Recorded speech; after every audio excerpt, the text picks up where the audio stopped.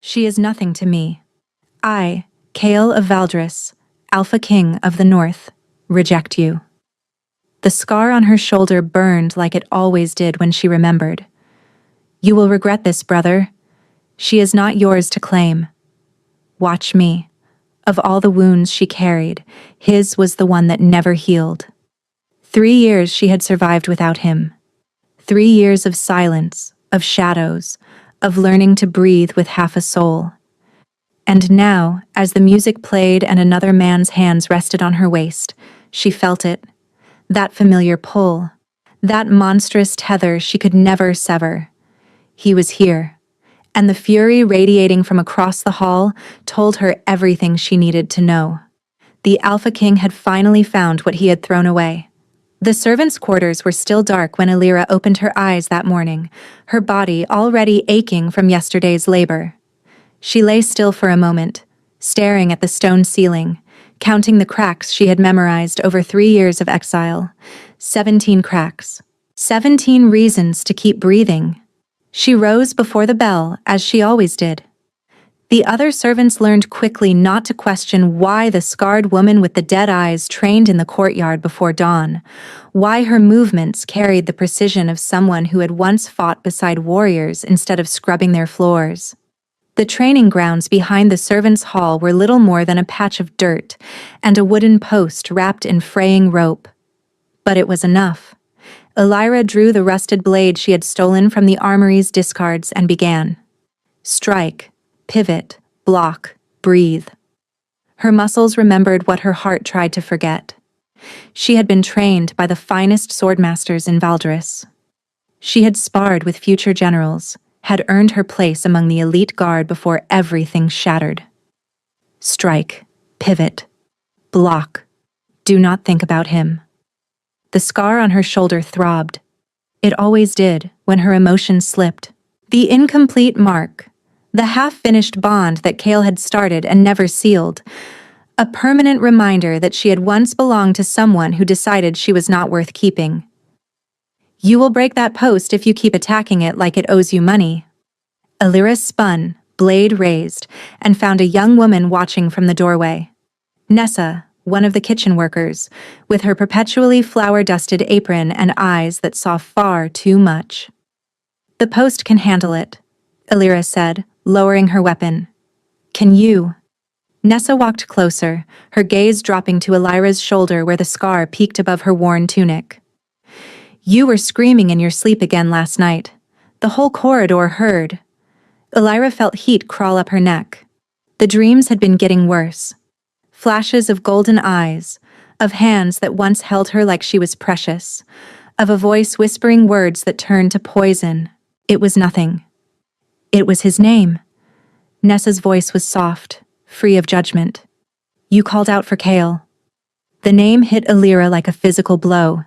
She turned away, driving her blade into the post with enough force to embed it 3 inches deep. Do not say that name here. He is just a man, Alira. He is the Alpha King. She yanked the blade free, her knuckles white around the hilt. And I am no one. That is the way he wanted it. That is the way it will stay. Nessa was quiet for a moment. Then she stepped closer, lowering her voice. Lord Everin arrives today, for the Summit of Territories. They say he specifically requested the Eastern Hall for the welcome feast, the one with the balcony overlooking the gardens. She paused. The one where the servants dance for entertainment. Alira's stomach dropped. No. Mistress Vela already put your name on the list. She says you moved too gracefully to waste on dishwashing. Nessa's eyes flickered with something between sympathy and warning. Every alpha in the realm will be there tonight, Alira. Every single one. The blade slipped from Alira's fingers, clattering against the dirt. Every alpha, including him. I cannot. The words came out broken. Nessa, I cannot stand in that hall and let him see me like this. A servant, a nothing, dancing for scraps while he sits on his throne and pretends I never existed. Nessa gripped her arm, firm and steady.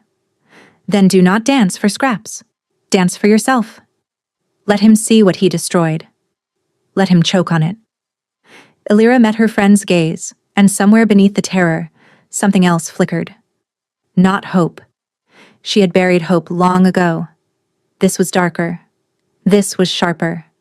This was rage. Cliffhanger 1. Illyra will be forced to dance before the Alpha King who rejected her, and every Alpha in the realm will witness it. Cliffhanger 2. The incomplete mark on her shoulder still burns. The bond was never fully severed. What happens when they're in the same room? Illyra spent the rest of the morning in a haze, her hands moving through chores while her mind drifted to places she had forbidden it to go.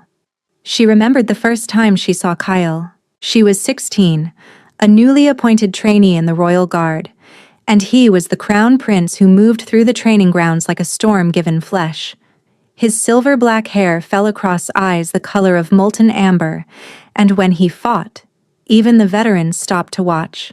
Illyra had been sparring with another trainee when her opponent's blade slipped past her guard, slicing her forearm. She had refused to cry out, refused to show weakness, but the blood was pouring fast enough to make her vision swim. Then he was there. Kyle, the prince everyone whispered about, kneeling in the dirt beside her with a strip of cloth torn from his own training tunic. "You dropped your guard on the left," he said, wrapping her wound with surprising gentleness. "Your instinct is to protect your heart." Admirable, but predictable. She had stared at him, unable to speak, certain she was dreaming. "Train with me tomorrow." He finished the knot and met her eyes. "I will teach you to protect everything." And he did. For 4 years, Kale trained her, challenged her, pushed her beyond every limit she believed she had. Somewhere between the bruises and the breakthroughs, between the late-night strategy sessions and the stolen moments in empty corridors, Illyra's heart decided it belonged to him. She never told him. She never had to. Kale looked at her the way no one else did, like she was not just a soldier but something rare, something worth protecting. On her 20th birthday, he found her alone in the moonlit garden behind the armory. "I have something for you," he said, his voice lower than usual. Illyra's breath caught as he stepped closer, his hand rising to brush the hair from her shoulder. "Kale, what are you—" "I am done pretending." His eyes burned into hers. "I am done watching you from across training grounds, done stealing moments that are never enough. You are mine, Illyra. You have always been mine. Let me mark you." The words shattered every wall she had built. "Yes," she whispered. "Yes." When his teeth sank into the curve of her shoulder, the world exploded into sensation. She felt the bond begin to form, felt her soul reaching for his, felt everything she had ever wanted finally within her grasp. And then he stopped. Kale pulled back, his expression shifting from desire to something she could not read. He stared at her mark, half-formed and bleeding, and the color drained from his face. "Kyle?" She reached for him. "What is wrong?" He stepped away.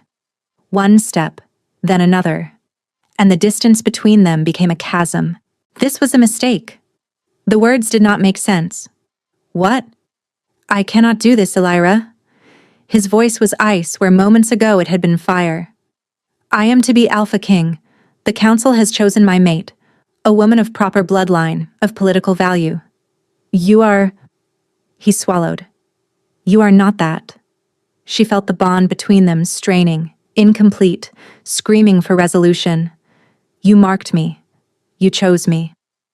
I was weak." He would not look at her. "It will not happen again." 3 days later, Kale stood before the entire pack and spoke the words that destroyed her. "She is nothing to me. I, Kale of Valdris, Alpha King of the North, reject you.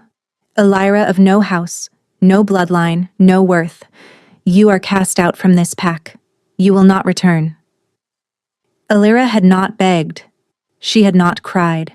She simply walked through the silent crowd with her head high and her heart in pieces, carrying an incomplete mark that would burn for the rest of her life. That was 3 years ago, Now she stood in the servants' quarters of a foreign territory, preparing to dance for the man who had thrown her away. And somewhere deep inside her chest, the broken bond pulsed with a warning she could not ignore. He was close, and he was coming closer. Cliffhanger 3. The incomplete mark is reacting. Kale is approaching. Cliffhanger 4. Why did Kale truly stop the marking? What did he see that made him pull away? The Great Hall of Corinth was a masterpiece of ancient architecture, its vaulted ceilings carved with the histories of wolfkind, its walls lined with banners representing every territory in the realm. Torches burned in iron sconces, casting dancing shadows across the marble floor where the summit's welcome feast was about to begin.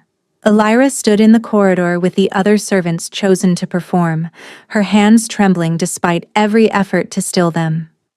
"You look like you are about to face execution," Nessa whispered beside her. "That might be preferable." The doors opened and the sounds of the feast washed over them. Music, laughter, the clink of goblets, and the low rumble of powerful voices. Elira caught fragments of conversation as she was ushered inside. Valdris sent their full delegation. The Alpha King himself, can you believe?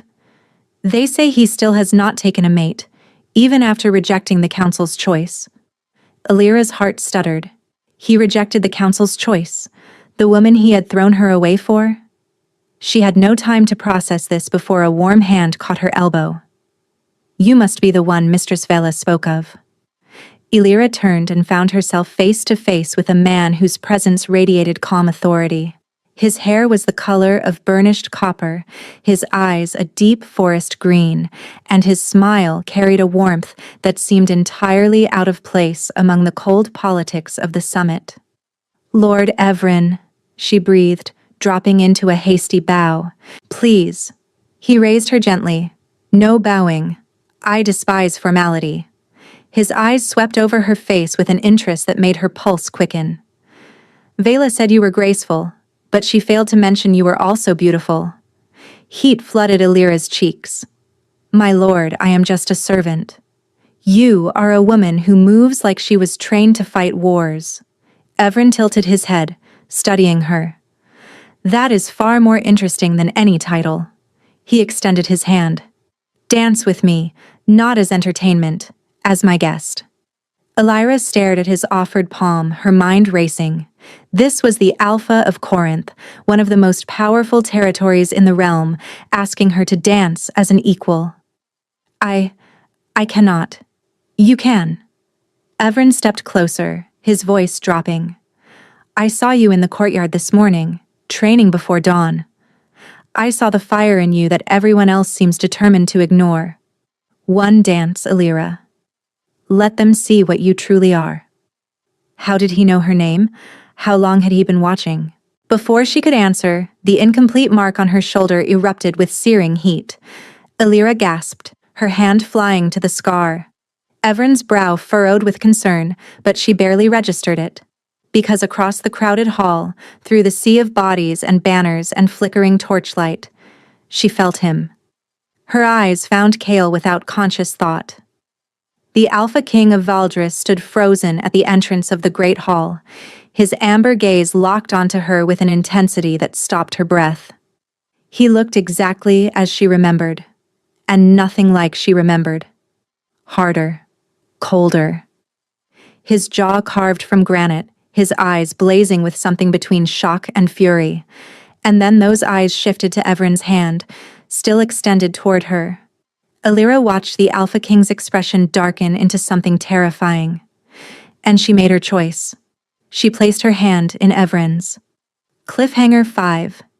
Elira has chosen to dance with Evren, right in front of Kale. Cliffhanger 6.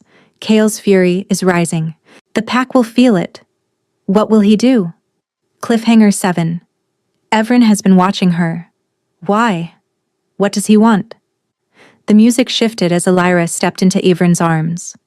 A slower melody, intimate and deliberate, the kind that forced bodies close and made whispers possible.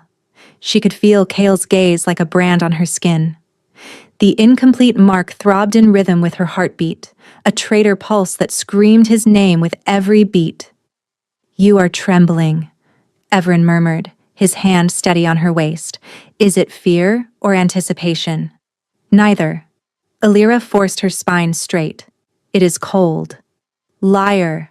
But he smiled when he said it, warm and knowing. "The Alpha King has not stopped staring since you took my hand. Should I be concerned for my safety?" "You should be concerned for your judgment." Illyra met his eyes. "Dancing with a disgraced servant will not win you allies at this summit." "I am not here for allies." Everin guided her through a turn, positioning them so her back faced Kale, a deliberate shield. "I am here for something far more valuable." Before Illyra could ask what he meant, a new voice sliced through the music. "Lord Ivrin, how generous of you to entertain the help." The woman who approached was stunning in the way a blade was stunning, all sharp edges and lethal beauty. Her gown was midnight silk that pooled like shadows at her feet. Her hair, black as raven feathers, cascaded over shoulders left deliberately bare to display the elegant curve of her neck. And on that neck, Illyra saw it, or thought she did. A faint scar in the same position as her own mark. But something about it looked wrong, too precise, too deliberate, as if it had been placed there rather than given. "Lady Seraphine," Evren's voice cooled by several degrees. "I was not aware you had arrived. I travel with the Valdris delegation now." Seraphine's ice-blue eyes slid to Illyra with barely concealed contempt. "The council insisted, despite Kale's objections. They still believe I am the appropriate choice for queen." Her smile sharpened. "And councils have a way of getting what they want." So this was her. The woman of proper bloodline. The political choice. The reason Illyra had been thrown away. "You seem surprised." Seraphine stepped closer, her smile sharp enough to draw blood. "Did you think you were special? That you were the only one Kale ever considered?" She laughed, a crystalline sound devoid of warmth. "He has a habit of hesitating when the moment requires action. The difference between us, little servant, is that I understand what power requires, and I wait." Illyra's hands curled into fists at her sides. Wait for what? For him to stop running from his throne's demands. Seraphine's gaze flickered toward Kale, and something possessive burned there. The realm needs an heir. The council grows impatient. Eventually Kale will accept what he must. Her eyes returned to Illyra, cold and certain. "And it will not be you." "That is enough." Evren's voice hardened. "Lady Seraphine, you forget yourself." "I forget nothing." Seraphine held Illyra's gaze for one more poisonous moment before turning away with practiced grace. "Enjoy your dance, servant. It is the closest you will ever get to a throne." She glided back into the crowd, leaving silence in her wake. Illyra realized she had stopped breathing. The mark on her shoulder burned with renewed fury, and across the hall, she could feel Kyle's presence like a storm pressing against her skin. "Illyra." Evren's hand found hers, grounding her. "Look at me." She forced her eyes to his face. "Do not let her poison touch you." His voice was low, urgent. "Seraphine is a serpent who has spent years coiling around Valdris politics. Whatever history lies between you and Kale, she will use it as a weapon." "There is no history." The lie tasted like ash. He made certain of that. Evren studied her for a long moment. "Then why does he look at you like a man watching his own heart walk away?" Illyra did not answer. She could not. Because at that moment the crowd parted and Kale began walking toward them. His stride was measured, his expression carved from stone, but his eyes burned with 3 years of something she was terrified to name. The Alpha King stopped 5 feet away. "Lord Evren." His voice was controlled. Barely. "I require a word with your dancing partner." "She is not my partner." Evren did not release Illyra's hand. "She is my guest, and she did not indicate any desire to speak with you." The temperature in the hall dropped. Illyra felt the shift in the air, the primal tension of two apex predators sizing each other up. Illyra.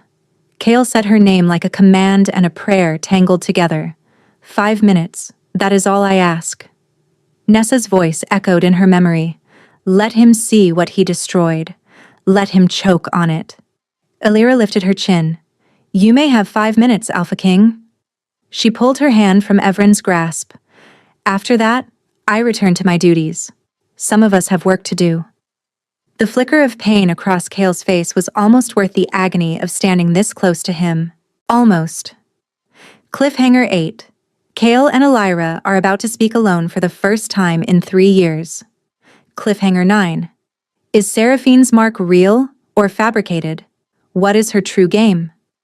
Cliffhanger 10. Evren clearly wants something from Illyra. What is his true motive?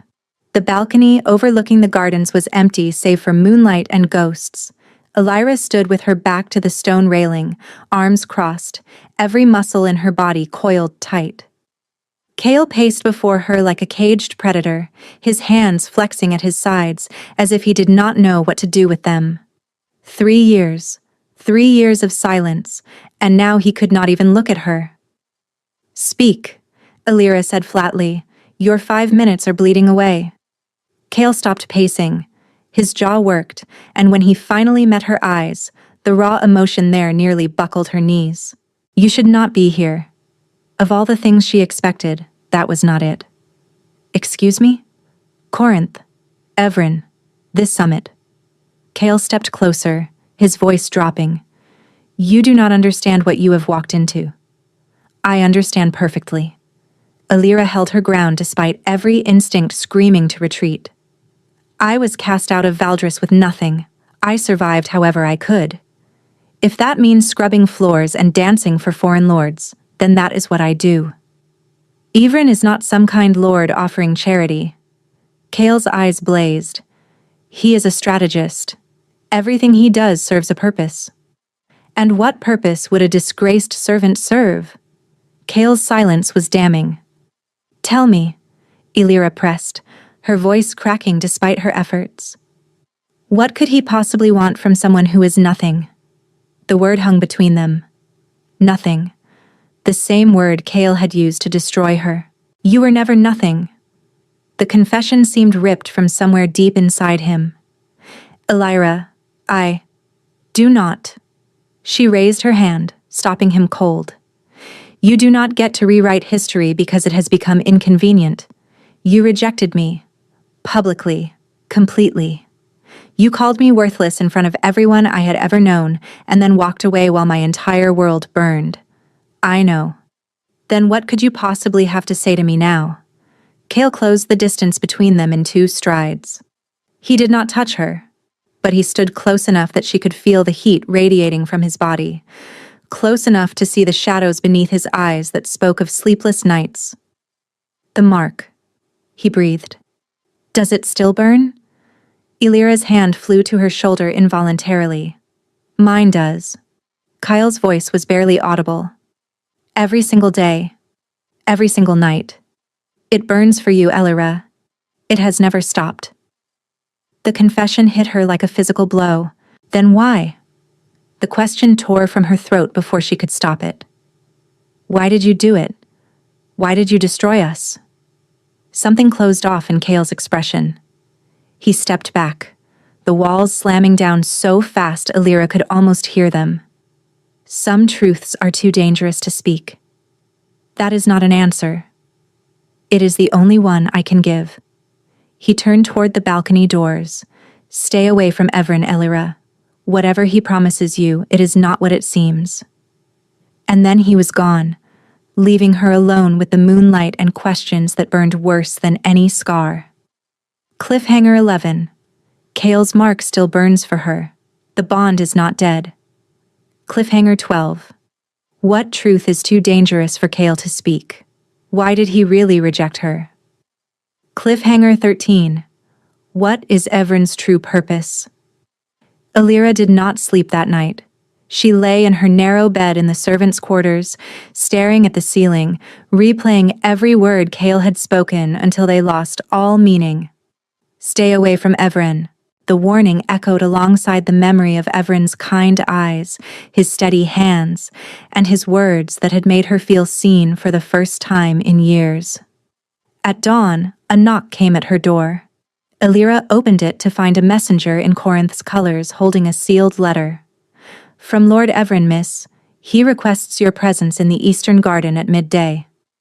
She took the letter with numb fingers. The wax seal bore Evren's crest, a stag crowned with antlers of silver flame. Inside, the message was brief. Elira, I know what you are running from. I know what was taken from you. Let me offer what he never could. A choice. Midday. The garden. Come alone. A choice. When had anyone ever given her a choice? Nessa appeared beside her as the messenger departed. What does it say?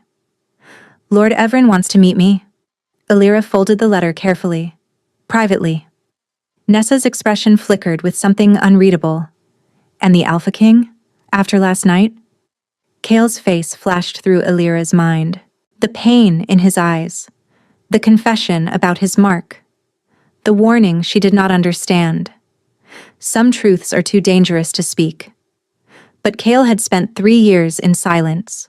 3 years of letting her suffer while he sat on his throne and said nothing. Whatever truths he carried, they had not been important enough to save her. Evren was offering something real, something tangible, a way forward instead of backward. The Alpha King, Elira said slowly, made his choice 3 years ago. She tucked the letter into her pocket and began preparing for midday. Behind her, Nessa watched with worried eyes but said nothing. Some warnings, after all, could not be heard until it was too late. Cliffhanger 14. Elira is walking into Evren's offer despite Kale's warning. Cliffhanger 15. What choice is Evren about to present? And what will it cost her? The Eastern Garden was a labyrinth of sculpted hedges and blooming nightshade, beautiful and treacherous in equal measure. Elira found Evren waiting beside a fountain carved with wolves mid-hunt, their stone bodies frozen in eternal pursuit. He wore simple clothes today, no finery, no lordly pretense, and something about that informality made her guard waver. You came. He smiled and it reached his eyes. I was not certain you would. I almost did not. Elira stopped a few feet away. The Alpha King warned me against you. Did he? Evren's expression remained open, unguarded. And what did he say? That you are a strategist, that everything you do serves a purpose. He is correct. Evren stepped closer. But Kale assumes all purposes are cruel. He cannot fathom that someone might simply see your worth and wish to protect it. The words landed somewhere soft inside her chest. Why would you want to protect me? You do not know me. I know enough. Evren's green eyes held hers. I know you were trained as an elite warrior and cast out without cause. I know you carry a mark that was never completed, a wound that will never fully heal. And I know that despite everything, you still rise before dawn to train, still fight, still refuse to break. He paused. That is the kind of strength I want beside me. Elira's breath caught. Beside you? I am offering you a place in Corinth. Not as a servant, as my official consort. Evren reached into his pocket and withdrew a small box. Inside, a ring gleamed, silver with an emerald stone that matched his eyes. Say yes, and you never have to bow to anyone again. Say yes, and the woman Kale threw away becomes untouchable. The world tilted beneath Elira's feet. Consort. To a territorial alpha. It was more than she had ever dared imagine. Her voice faltered. I need time to... She needs nothing from you. The voice cracked through the garden like thunder. Elira spun to find Kale emerging from the hedge maze, his face carved with fury, his eyes blazing gold as his wolf pressed dangerously close to the surface. But he was not alone. Behind him came Seraphine, her smile razor-sharp, and beside her walked a cluster of nobles from every territory, their expressions ranging from shock to hungry anticipation. "Apologies for the interruption," Seraphine purred. "But when I heard Lord Everin was proposing to Valdris's most notorious exile, I simply had to see it for myself." She turned to the gathered crowd. "Tell me, does everyone know the story? How this servant seduced our prince, tried to force a mating bond, and was cast out for her treachery?" The lies hit Illyra like physical blows. "That is not what happened." Her voice came out thin, fractured. "Is it not?" Seraphine circled her like a predator. "You are an ambitious commoner who thought spreading your legs for the crown prince would elevate your station. When Kale realized your manipulation, he rejected you as you deserved." She gestured to the crowd. "And now, here you are, attempting the same scheme with Lord Everin. How many alphas must you try to trap before you accept your place?" Laughter rippled through the nobles. Whispers spread like wildfire. "Always knew she was desperate and shameless. Imagine thinking she could—" Illyra felt the ground crumbling beneath her. The incomplete mark screamed with pain, with humiliation, with 3 years of agony compressed into a single moment. She looked at Kale, searching for something, anything. He stood frozen, silent, his jaw tight, his fists clenched, but he said nothing, did nothing, just like before. "Illyra," Ivrin reached for her hand. Do not touch her." Kale's voice finally broke through, low and dangerous. "You have no claim here." Ivrin stepped between Illyra and Kale. "You rejected her. She is free to choose whoever she wishes." "She is mine." The words exploded through the garden with the force of an alpha command. Every wolf present felt it. The primal declaration of possession that made spines straighten and wolves submit. Every wolf except Illyra. She stepped around Evren, walked directly to Kyle, and met his blazing eyes with ice in her own. "I am not yours," she said, her voice steady despite the tears burning behind her eyes. "You made certain of that, and you just stood there again, silent, while she destroyed me. Again." She turned and walked away. This time, she did not look back. Cliffhanger 16. Kale declared Illyra as his before the entire summit, but she rejected him publicly. Cliffhanger 17. Seraphine's lies have spread. Illyra's reputation is destroyed across every territory. Emotional payoff 1. Illyra finally confronts Kale directly for his silence and walks away on her own terms. Illyra made it to the servants' quarters before her legs gave out. She collapsed against the wall, sliding to the floor, her entire body shaking with sobs she had held back for 3 years.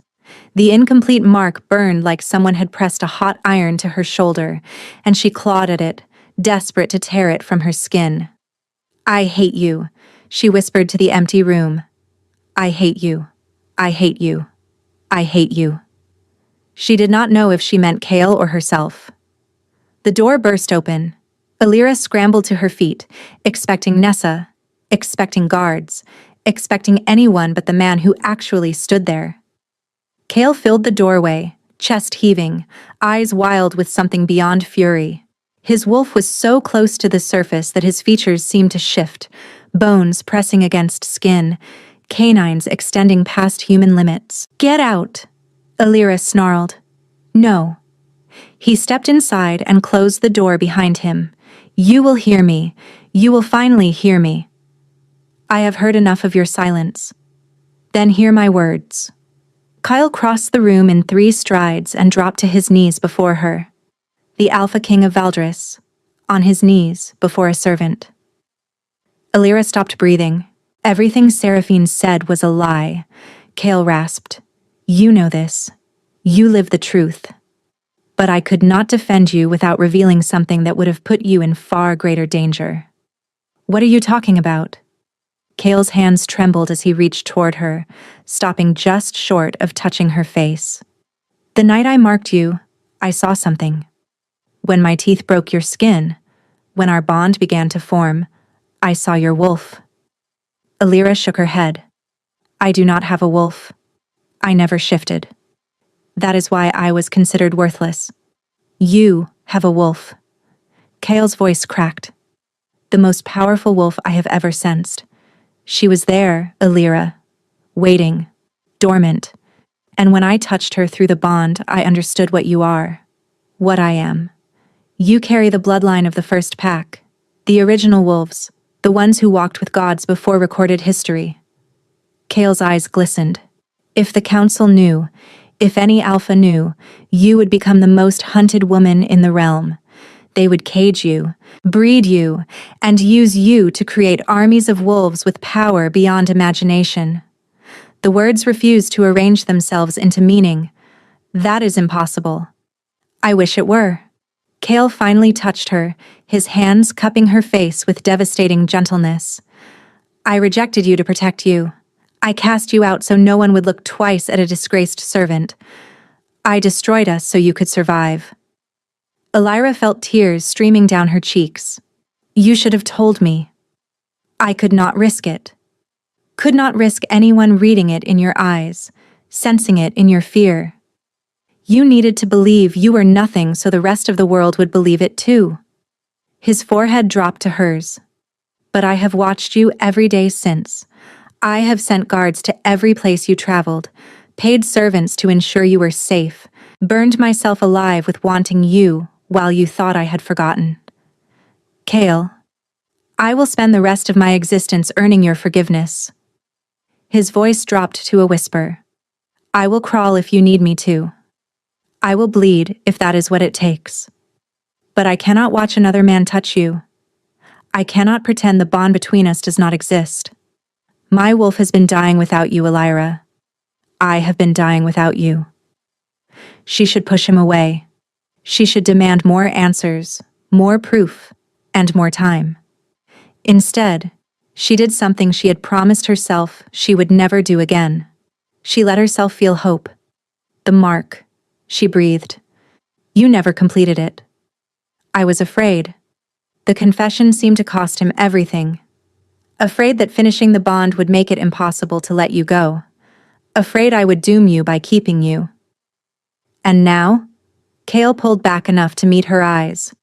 Now I am more afraid of living another day without you than anything the world might do to us. He waited. Just as he had not waited 3 years ago, just as he should have waited. He waited now. The choice was hers. Alira looked at this man who had destroyed her and protected her in equal measure, who had carried impossible secrets while she carried impossible pain. What about Seraphine? She asked. She showed me a mark. She said you started to claim her too. Kale's expression hardened. She bears no mark of mine. Whatever scar she showed you was self-inflicted or purchased from a dark practitioner. Seraphine has spent years trying to manufacture a claim she was never given. The revelation settled something in Alira's chest. Another lie exposed. Another manipulation revealed. If you ever lie to me again, she said slowly, if you ever make a choice about my life without telling me, I will put a blade through your heart myself. Something like hope flickered in Kale's amber eyes. Is that a yes? It is a chance. She gripped his tunic, pulling him closer. Do not waste it. When his lips met hers, the incomplete mark erupted with light. Cliffhanger 18. The mark is reacting. The bond is awakening. Cliffhanger 19. Alira carries the bloodline of the first pack. What does that mean for her dormant wolf?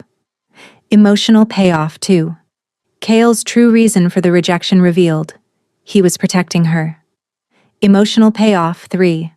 The Alpha King on his knees, begging for a chance. Emotional payoff 4. Seraphine's fake mark exposed as a lie. Emotional payoff 5. Their first real kiss after 3 years of agony. The kiss was fire and healing tangled together. Alira felt the bond between them surge, the incomplete connection straining toward completion, desperate to become whole. Her wolf, the wolf she had never known existed, stirred somewhere deep inside her chest, responding to Kale's presence like a flower turning toward the sun. When they finally broke apart, Both were trembling. "We cannot stay here," Kale murmured against her lips. "Seraphine will have sent people looking.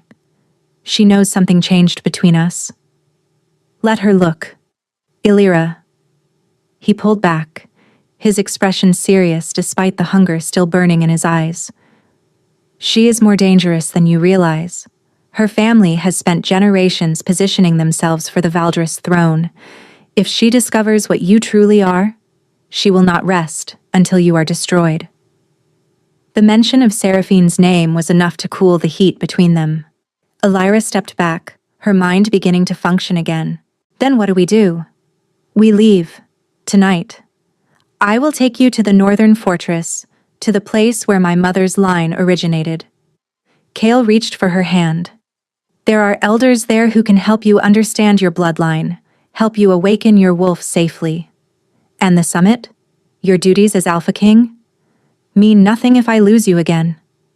The words landed somewhere deep in Illyra's chest. She wanted to believe them.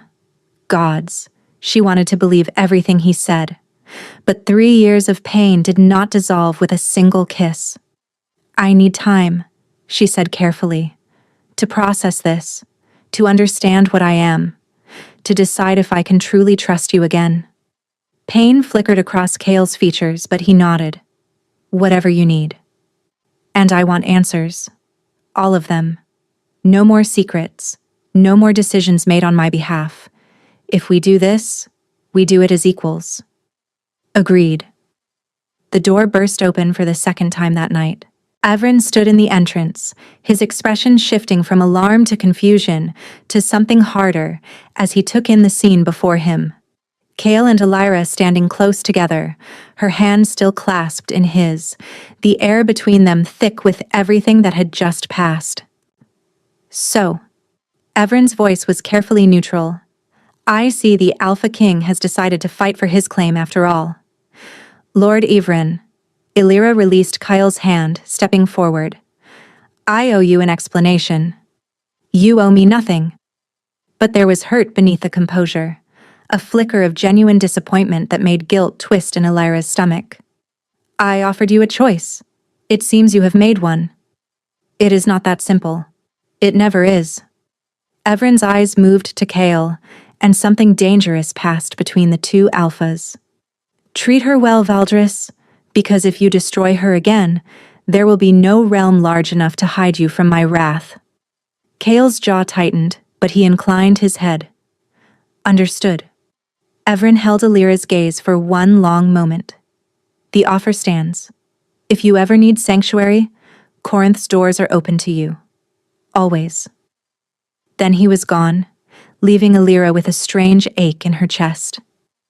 "He cares for you," Kale said quietly. "He barely knows me.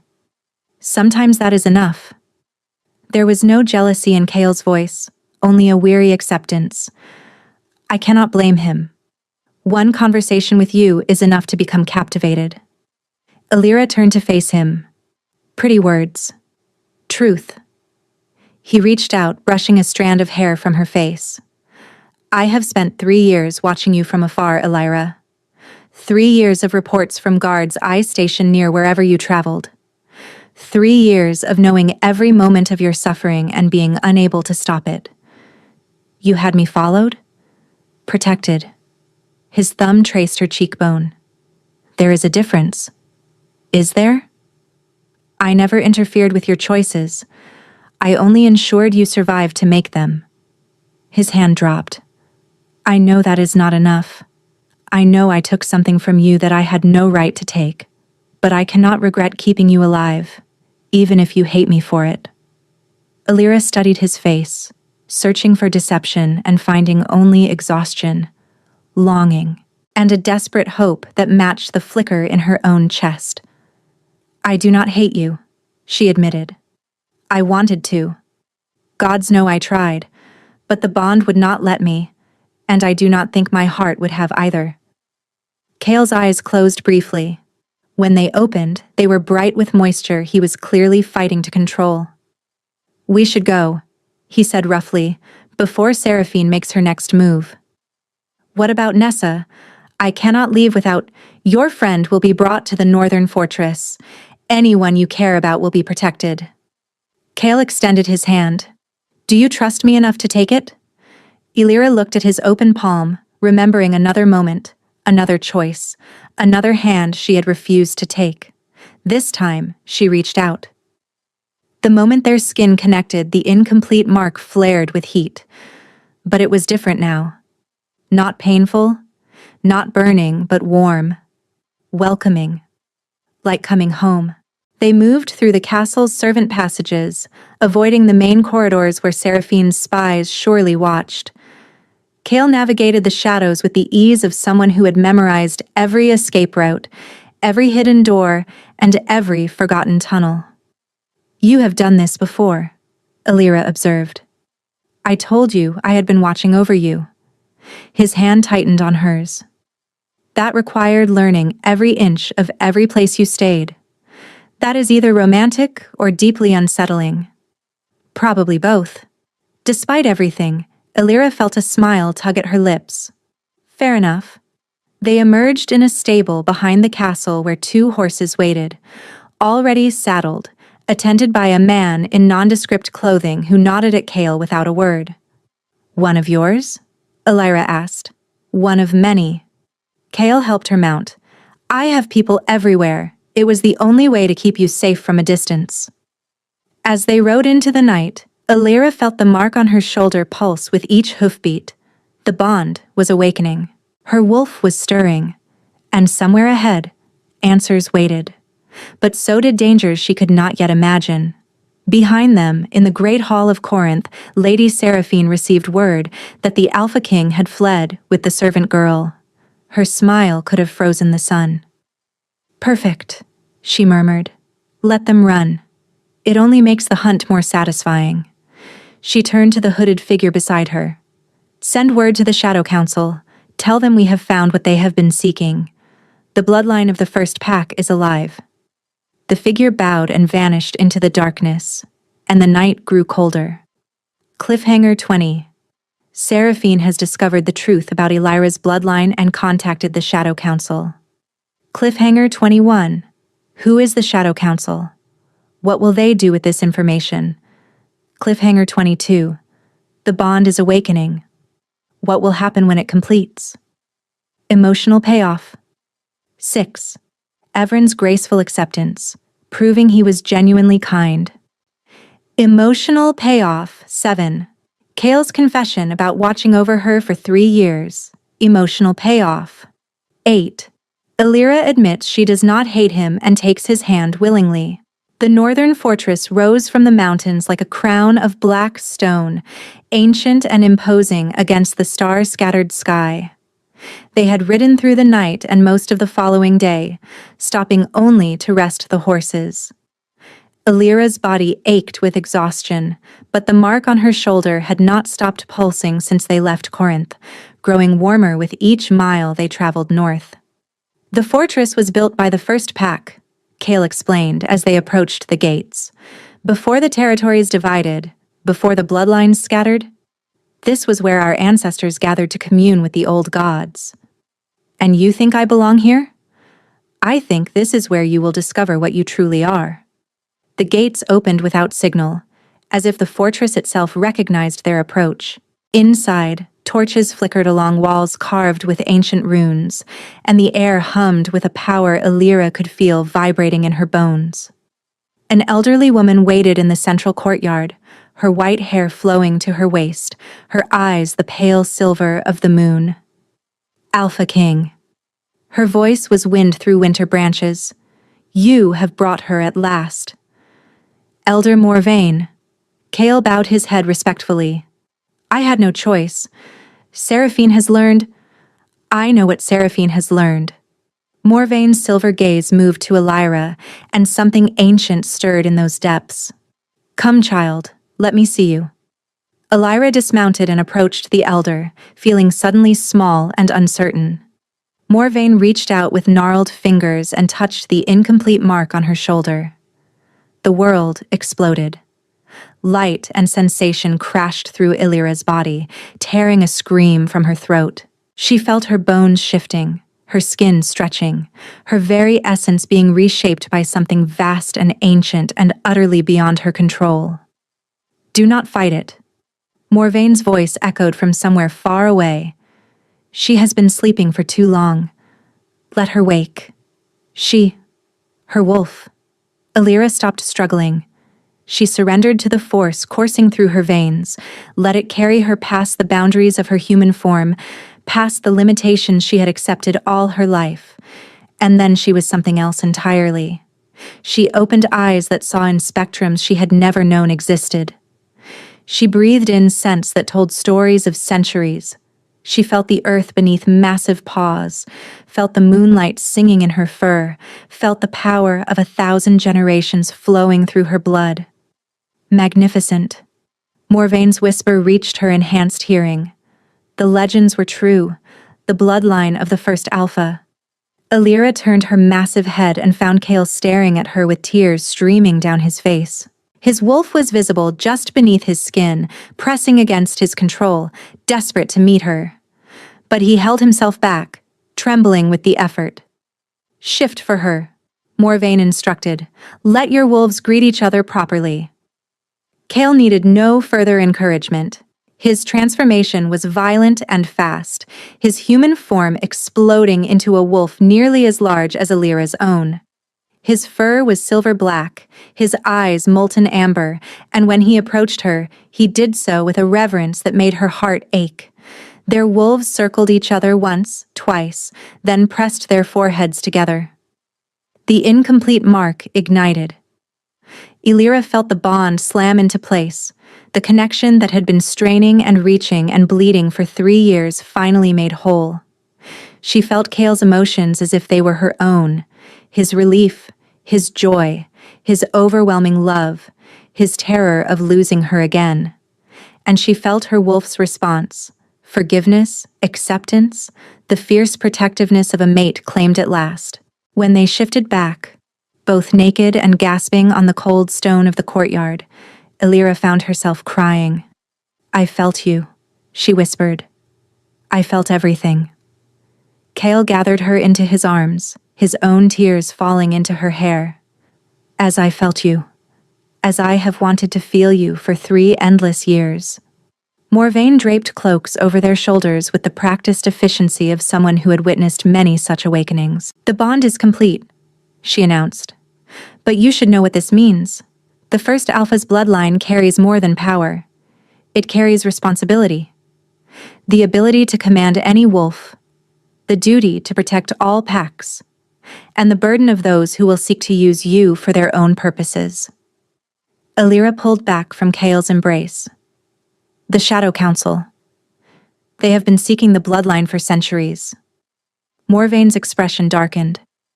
And now, thanks to the Seraphine woman, they know it has awakened. They will come for you, child. It is not a matter of if, but when. Kale's arms tightened around Illyra. Then we will fight. You will need more than willingness to fight. Morvaine looked at Illyra with something between hope and sorrow. You will need to embrace everything you are, including the parts that terrify you. Can you do that? Illyra thought of the servant who had scrubbed floors and swallowed humiliation. She thought of the girl who had loved a prince who threw her away. She thought of the woman who had survived 3 years of exile with nothing but her own determination.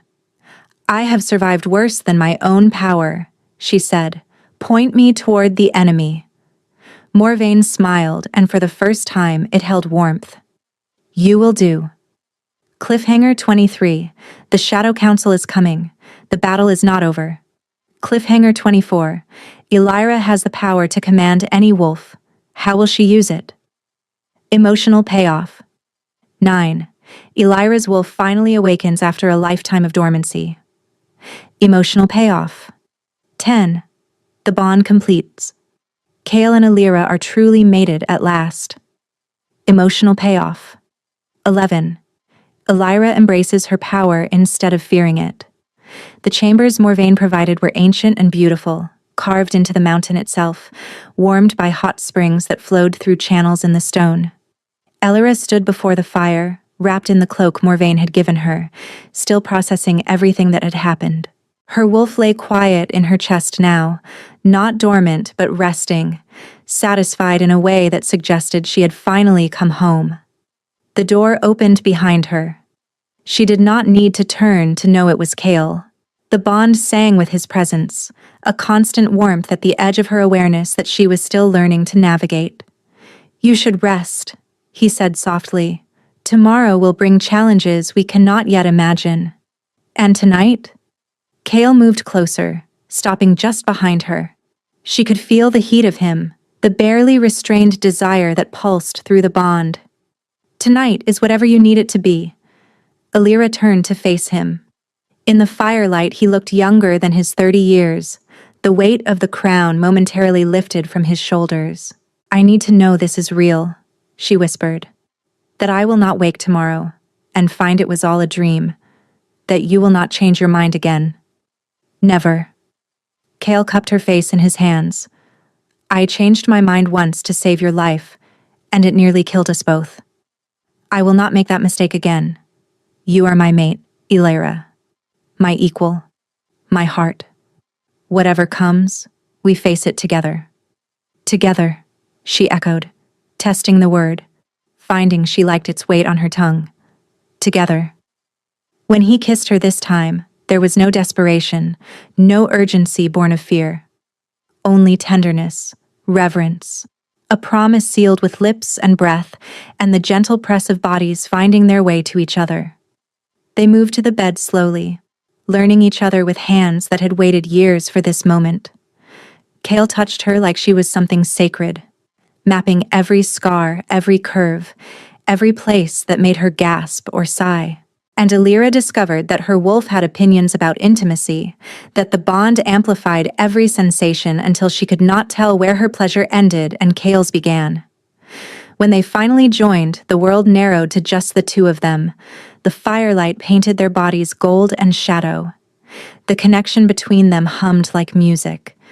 And somewhere deep in the mountain, the ancient runes carved by the first pack began to glow. Afterward, they lay tangled together, sweat cooling on their skin, hearts beating in synchronized rhythm. "I love you," Kale murmured into her hair. "I have loved you since you stood up from that training ground dirt with fire in your eyes. I loved you when I rejected you. I loved you every day of our separation. And I will love you until the last star burns out of the sky." Alira pressed her lips to the mark she had left on his shoulder during their union, the visible proof of their completed bond. "I love you too," she admitted. "Even when I hated you, I loved you. I do not think I ever knew how to stop." Kyle pulled her closer, and for the first time in 3 years, Alira slept without nightmares. Outside, the moon rose full and bright, and the wolves of the northern fortress howled in celebration. Their alpha had finally found his queen. Emotional payoff 12, mutual declarations of love, healing 3 years of pain. Emotional payoff 13, the bond fully sealed through physical and emotional union. The summons came 3 days later. The summit of territories had been extended at the insistence of several alphas who demanded answers regarding the Alpha King's disappearance.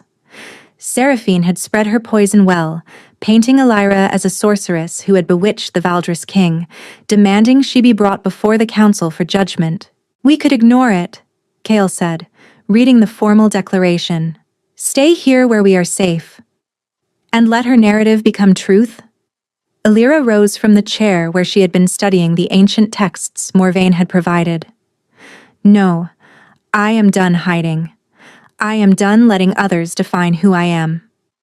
Kale studied her for a long moment, then smiled. "Have I mentioned that I love you?" "Once or twice. You can say it again if you like." "Later." He pulled her close for a kiss that promised much more than words. "First, we have a council to destroy." They arrived at Corinth's great hall as the sun reached its zenith, flooding through the windows to illuminate the assembled alphas and nobles. Every head turned as Kale and Alira entered together. She wore the colors of Valdris now, black and silver, with the queen's circlet resting on her brow. The completed mark on her shoulder was visible, deliberate, a declaration that required no words. Seraphine's face contorted with fury. "You dare show your face here?" She rose from her seat, pointing at Elira. "This woman is a fraud, a manipulator who carries the bloodline of the first pack." The voice belonged to Elder Morvain, who emerged from behind Kale and Elira with the calm authority of someone who had seen empires rise and fall. The hall erupted in murmurs. "Impossible," Lord Varen of the Eastern Territories sputtered. "That bloodline died out centuries ago." "It survived." Morvain walked to the center of the hall. "Hidden, dormant, waiting for the right moment to awaken. And it has awakened in this woman, your king's true mate." "Prove it," Seraphine hissed. Morvain looked at Elira. "Child, show them." Elira stepped forward. She felt her wolf rise within her, eager and proud, ready to be seen at last. The transformation was instantaneous. One moment she was a woman in silk and silver. The next, she was a wolf of pure midnight. Larger than any in living memory, her eyes blazing with ancient power. And then she did something no wolf had done in 1,000 years. She spoke, not with words, but with will. A command that resonated through the bond every wolf shared, an authority that could not be denied. "Kneel." Every alpha in the hall dropped to their knees. Not by choice, not by courtesy, but by compulsion. The power of the first alpha, the original command, the authority from which all pack bonds derived. Seraphine fought it. Her body trembled, her teeth gritted, sweat beading on her porcelain skin. But even she could not resist. She knelt. Elira shifted back, standing tall in the center of the hall, surrounded by kneeling wolves. "I am Elira," she announced, her voice ringing clear. "Maid of Kale, Queen of Valdris, and heir to the first pack. Anyone who threatens my king, my pack, or my people will answer to me." Her eyes found Seraphine's. "Is that understood?" Silence. Then, one by one, the alphas bowed their heads in submission. Ivrin was the first to speak. "Long live the Queen!" The cries spread through the hall. "Long live the Queen! Long live the Queen!" Kale moved to stand beside Elira, taking her hand, his pride radiating through the bond. And in the back of the hall, Seraphine remained kneeling, her schemes in ruins, her power shattered by the very woman she had tried to destroy. Their eyes met across the crowd. Elira smiled. Victory had never tasted so sweet. Final emotional payoff, complete vindication. The servant becomes the queen. Every enemy kneels. The woman they mocked becomes the most powerful wolf in the realm.